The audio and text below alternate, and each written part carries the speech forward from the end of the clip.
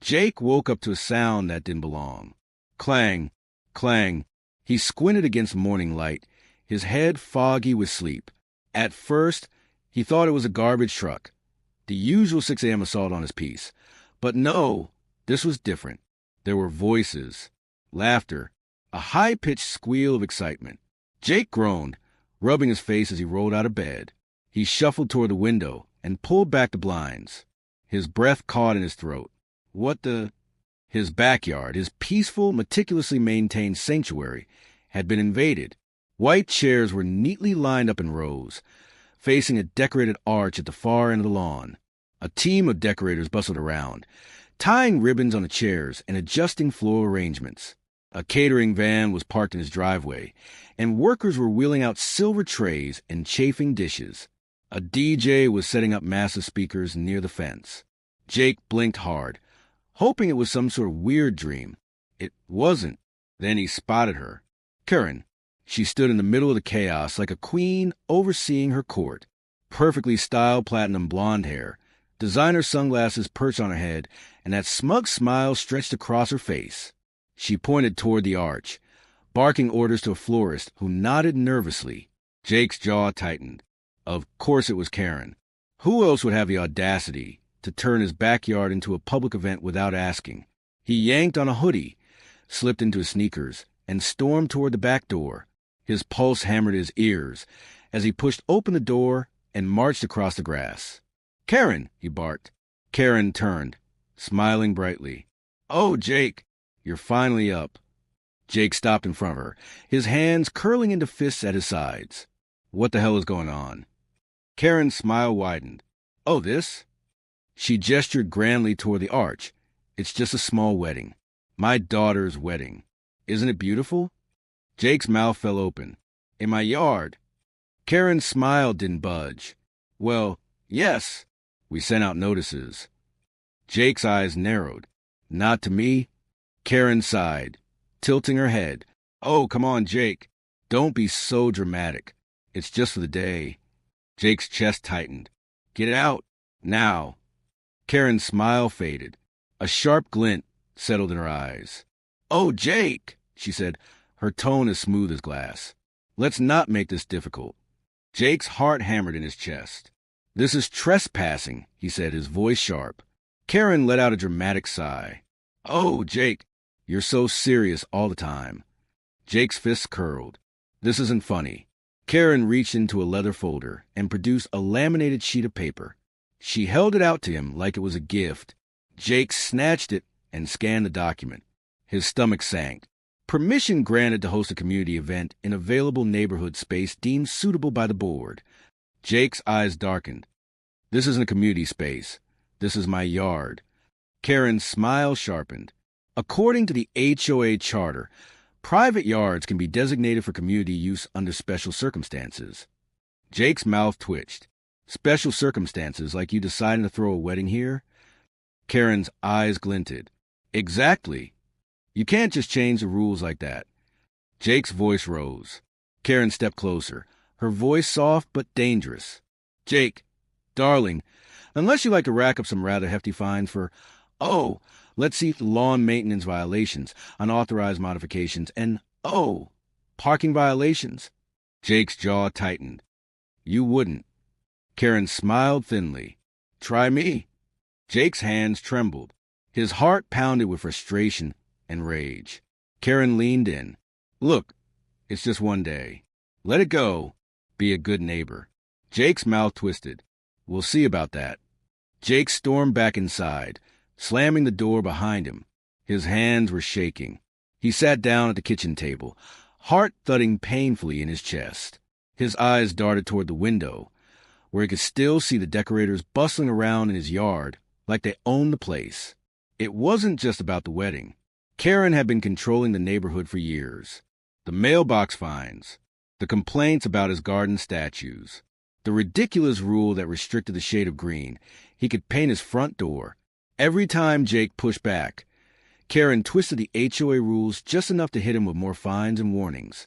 And now she'd crossed the line. Jake rubbed his face, his mind racing. His phone buzzed. He swiped it up. "Jake!" It was Tom, one of the only decent people left on the HOA board. "Tom," Jake said sharply, "did you know about this?" Tom sighed. Karen pushed it through at the last minute. She claimed it was a small community event. A wedding with 100 people isn't small. Tom's voice dropped. "Look, there's something you need to know." Jake's grip tightened on the phone. "What is it?" Tom's voice lowered. "Karen didn't pick your yard because it was pretty. She picked it because the wedding was supposed to be at a real venue." Jake's brow furrowed. "What happened?" Tom sighed. "Karen used the HOA's event fund to take care of some personal expenses." Jake's blood ran cold. "What kind of expenses?" "Landscaping, pool repairs, spa treatments." When the money ran out, she told the board she found a cost-effective solution by using your yard. Jake's jaw tightened. "That's fraud." Tom hesitated. "If the board finds out, she could lose her position, maybe even face charges." Jake's mind raced. He had leverage now, real leverage. Karen wasn't just being entitled. She was covering up a crime. Tom's voice dropped to a whisper. "If you expose her, it's over." Jake's lips curled into a dangerous smile. "Good to know." Jake sat back in his chair, his mind sharpening like a blade. His gaze drifted toward the garage. There, mounted on the wall, was the sprinkler control panel. Years ago, the yard had an old underground sprinkler system. He never used it because the water was disgusting, rusty and murky from the old pipes. It reeked of iron and dirt. Jake's smile grew. Karen wanted a wedding in his yard? Fine. She'd get exactly what she asked for. Jake stood, rolled up his sleeves, and walked toward the garage. His heart hammered with anticipation as he opened the panel. He tested the pressure valves, adjusted the sprinkler heads, and made sure everything was ready. He wasn't going to flood the yard right away. No, that would give Karen time to recover. He was going to wait for the perfect moment, right when the ceremony was at its peak, when Karen was basking in the glory of her success. Jake's mouth curled into a satisfied smile. Let's see how Karen likes it when the neighborhood sees her for who she really is. Jake was leaning against the back porch railing, arms crossed, as the chaos in his yard unfolded. His yard, the place where he'd spent countless weekends mowing, planting, and trying to create some peace for himself, had been turned into a full-blown wedding venue. A group of bridesmaids giggled as they posed for selfies near his koi pond. One of them tossed a pebble into the water, laughing as the fish darted away. Jake's jaw tightened. A catering van was now parked half on his grass, and the caterers were setting up long tables with expensive-looking china. Jake's fingers curled around the porch railing.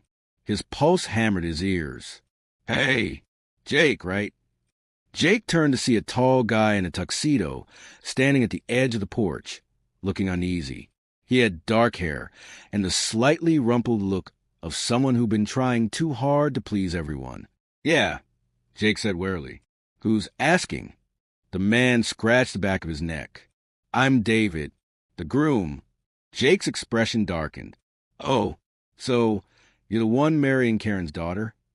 David sighed. "Yeah." Jake raised an eyebrow. "What do you want?" David shifted awkwardly. "Look, I just want to say I had no idea this was someone's private property. Karen told us it was a venue." Jake's mouth twitched. "And you didn't think it was strange that the venue had a koi pond and a mailbox?" David smiled sheepishly. "Yeah, I probably should have questioned that." Jake studied him. He was bracing himself for defensiveness, maybe even denial, but David just looked tired. "Karen's been handling all the details," David admitted. "Stephanie, my fiancée, wanted something small. But Karen..." Jake's jaw tightened. "Karen doesn't do small." David let out a hollow laugh. "No, she really doesn't." Jake sighed. "So what? You're just going along with it." David hesitated. "It's not that simple. Karen, she's hard to push back against." Jake's eyes sharpened. "Tell me about it." David ran a hand down his face. "Anyway, I wanted to say I get why you're angry. And I'm sorry. If I had known." Jake studied him for a moment. "And what are you planning to do about it?" David's smile faded. He shoved his hands into his pockets and looked toward Stephanie, standing near the arch, adjusting the hem of her dress. "I don't know," David said quietly, "but I guess I'm about to find out." Jake's gaze narrowed. "Yeah, you and me both." After David left, Jake sat down at the kitchen table, staring out the window. Through the glass, he could see the whole setup. The perfectly aligned chairs, the lavish floor arrangements, the guests starting to arrive in their designer suits and dresses. Karen was at the center of it all, smiling and shaking hands like a politician, working a fundraiser. Jake's hand curled into a fist. One flick of the sprinkler switch, and the whole thing would fall apart. But then his eyes drifted toward Stephanie. She was standing near the arch, her white dress flowing around her legs. Her smile was thin, fragile. David approached her, placing a hand on her arm. Stephanie smiled, but it didn't reach her eyes. Jake sighed. He didn't know much about Stephanie, but she seemed decent. And David, he actually seemed like a good guy. They were stuck in this mess because Karen had steamrolled them the same way she steamrolled everyone else. Jake rubbed his face. If he flooded the yard, he wouldn't just humiliate Karen. He'd humiliate Stephanie, too. His eyes narrowed toward Karen, standing near the DJ booth, laughing with the caterer. Her eyes were practically sparkling with triumph. Jake sat back, his jaw tightened. No, Karen had put Stephanie in this situation, not him. If Stephanie got caught in the fallout, that was on her mother. Jake's gaze sharpened as he stood and walked toward the garage. He pulled open the sprinkler control panel and adjusted the pressure settings. He wasn't going to hit the button yet. He had to wait for the perfect moment. The moment Karen thought she had won. When the house of cards was at its highest. That's when you knock it down. Jake checked his watch. 30 minutes. Outside, the guests were settling into their seats. Women in bright summer dresses adjusted their heels in the grass. Men stood near the drink station, sipping champagne and making small talk. The DJ was testing the sound system, and the caterers were making last-minute adjustments to the buffet table. Jake's eyes narrowed toward Karen. She was working the crowd effortlessly, smiling, laughing, nodding at compliments. A woman approached her and squeezed her hand. Karen smiled modestly, as if to say, "Yes, I know, I'm amazing." Jake's lip curled. Near the arch, David stood with the officiant. He was adjusting his tie nervously, casting glances toward Stephanie. Stephanie stood at the edge of the yard, clutching her bouquet like it was the only thing holding her upright. Jake's pulse quickened. Almost time. He walked to the garage and hovered his hand over the switch. His finger brushed the button. Not yet. Jake's eyes sharpened. He had to time it perfectly. The moment Karen thought everything was going exactly the way she planned. And then he'd take it all away. The music started. Soft piano floated through the air as the bridesmaids began walking down the aisle. Guests turned, smiling warmly as they took their seats. The arch glowed with soft light from the sun filtering through the trees. Jake's heart hammered. Stephanie stepped onto the grass, her father at her side. The crowd stood. Karen's eyes gleamed with triumph as she stood near the arch, hands clasped. Jake's finger hovered over the switch. Stephanie took her first step down the aisle. Jake pressed a button. It started as a soft hiss. Then, pop, a powerful stream of rusty brown water shot into the air, arcing over the first row of guests. A woman screamed as muddy water splattered across her dress. Pop, pop, pop. The sprinklers burst to life in every direction. Dark, murky water gushed from the ground, soaking the chairs, the arch, and the guests. The DJ speakers sparked and died. The wedding cake, a towering white frosted masterpiece, slid off the table and landed face down in a pool of muddy water. The bridesmaids shrieked as their dresses were ruined. Stephanie's dress, once pure white, darkened as the muddy water climbed up the fabric. Karen's mouth dropped open in horror. No. She stumbled toward the sprinkler system, slipping on the wet grass and barely catching herself. Jake stepped onto the porch, arms crossed. Problem? Guests screamed and scrambled toward the driveway. The groomsmen slipped in the mud, trying to help the older guests off the soaked chairs. A woman in a silk dress yelled as her heels sank into the muddy grass. David rushed toward Stephanie. Are you okay? Stephanie was standing frozen, her arms out as water poured down her dress. Her eyes widened in disbelief. It's ruined. David touched her arm. We'll fix it. Karen's eyes blazed as she stormed toward Jake. You did this. Jake shrugged. It's a plumbing issue. You probably should have picked a real venue. Karen stood frozen near the arch. Karen's face her hands clenched at her sides. You're going to pay for this. The mud splattered across her pale pink dress was nothing compared to the panic in her eyes. You are. Her carefully controlled world was unraveling, and everyone was watching. Jake's voice cut through the stunned silence. Tell them, Karen. Karen's eyes darted toward the guests, her friends, her fellow HOA members, the neighbors who had always followed her lead. But now their expressions were wary, suspicious. I don't know what you're talking about, Karen said, her voice thin and shaky. Jake smiled coldly. Really? Because Tom told me you spent the HOA event fund on yourself. A pool heater, landscaping, spa treatments. And when the money ran out, you used my yard to cover it up. Gasps rippled through the crowd. Tom, standing near the back of the yard with his arms crossed, nodded grimly. Yeah, we've been wondering why the HOA account was running low for months. Now we know. Karen's mouth opened, but nothing came out. Mom. Stephanie's voice was thin, barely above a whisper. She stood near the aisle, clutching the muddy hem of her wedding dress. Her cheeks were pale beneath the streaks of ruined mascara. Karen's head whipped toward her daughter. Sweetie, I did this for you. I wanted to give you the wedding you deserved. Stephanie's lips trembled. You lied to me? Karen's face twisted. I was just trying to fix things. Jake's eyes narrowed. You didn't do this for her. You did it for yourself. Karen's gaze snapped toward him, sharp and dangerous. You have no idea what you're talking about. Jake's smile didn't waver. Don't I? Karen turned toward the guests, forcing a brittle smile. Everyone, please. Let's not overreact. It's just a misunderstanding. Jake's voice sharpened. It's not a misunderstanding, Karen. It's fraud. Karen's smile slipped completely. Stephanie's eyes darkened as realization settled in. Mom, how could you? Karen's shoulders tensed. Her gaze sharpened toward Jake, pure venom in her eyes. You had no right to interfere. Jake smiled. You had no right to steal from the HOA.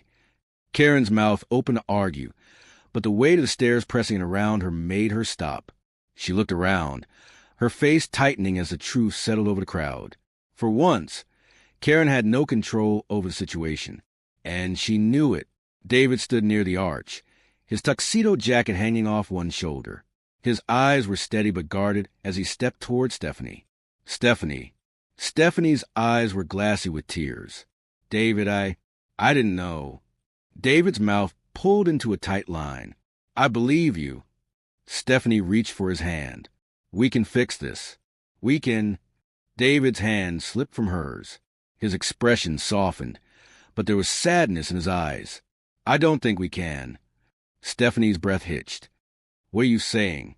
David sighed and rubbed the back of his neck. I've been trying to ignore the sign for months. How your mom controlled the wedding. How she controlled everything. I kept telling myself it was temporary, that things would get better once we were married. Stephanie shook her head, tears spilling down her cheeks. David, but now. David's gaze swept across the soaked, muddy yard, the ruined decorations, the humiliated guests, the tension hanging heavy in the air. This isn't just a wedding disaster. This is a preview. A preview? Stephanie whispered. David's jaw tightened. Of the rest of my life. Stephanie's hand flew to her mouth. No. David, please. David's eyes softened. He brushed a tear from her cheek. I love you, he said quietly. But this, I can't live like this. Stephanie's face crumpled. So you're leaving? David's eyes darkened. I think I have to.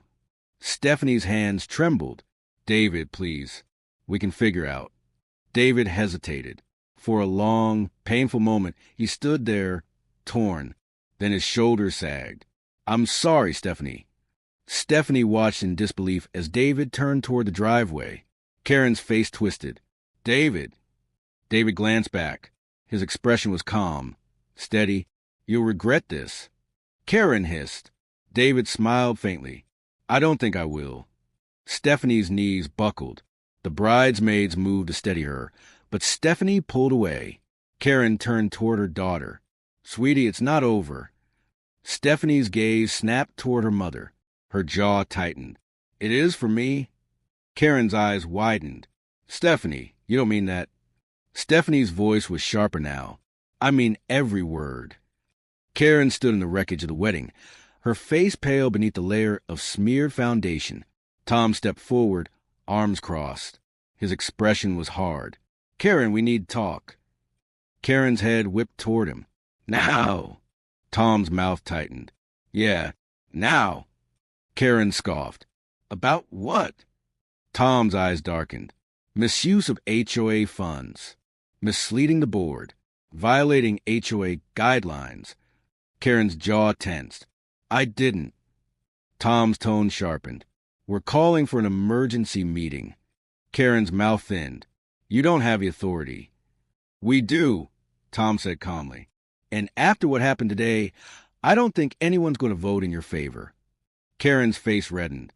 You can't do this. Tom smiled faintly. Actually, we can. Jake watched Karen's mask slip entirely. Her face twisted in anger and fear. You will regret this. Karen spat. Jake smiled. Funny. Didn't David say the same thing? Karen's breath hitched. Her gaze cut toward the guests. The ones who were already filing out toward their cars, whispering among themselves. Karen's empire had just crumbled in front of everyone, and there was no fixing it. Jake stood in the middle of his yard as the last of the guests disappeared down the street. The white chairs were overturned. The arch leaned at an awkward angle. The grass was a muddy mess beneath his feet. But Jake smiled. Tom approached, hands in his pockets. You okay? Jake sighed. My yard's trashed. Tom shrugged. Yeah, but Karen's reign over this neighborhood? Also trashed. Jake chuckled. Fair trade. Tom's smile grew. You know, the board's already talking about dissolving the HOA altogether. Jake's brows lifted. Seriously? Tom nodded. Turns out, most people didn't realize how miserable they were until today. Jake's smile widened. Guess Karen did us all a favor. Tom clapped him on the shoulder. You made that happen, Jake. Jake's gaze drifted toward Karen's house. The blinds were drawn. The porch light was off. Yeah, Jake said quietly. I guess I did. The next morning, Jake sat on his front porch, sipping his coffee. Across the street, Karen's front door opened. Jake watched as Karen stepped outside, wearing oversized sunglasses and clutching a suitcase. Her hair was pulled into a tight bun, her mouth set in a thin line. She loaded the suitcase into the back of her car and slid into the driver's seat. Her fingers curled around the steering wheel. Jake lifted his coffee mug toward her. Safe travels. Karen's eyes flashed behind the sunglasses. She pulled out of the driveway, tires squealing slightly as she sped down the street. Jake smiled to himself and leaned back in his chair. His yard was still muddy. His grass was destroyed. But for the first time in years, the neighborhood felt calm. Finally,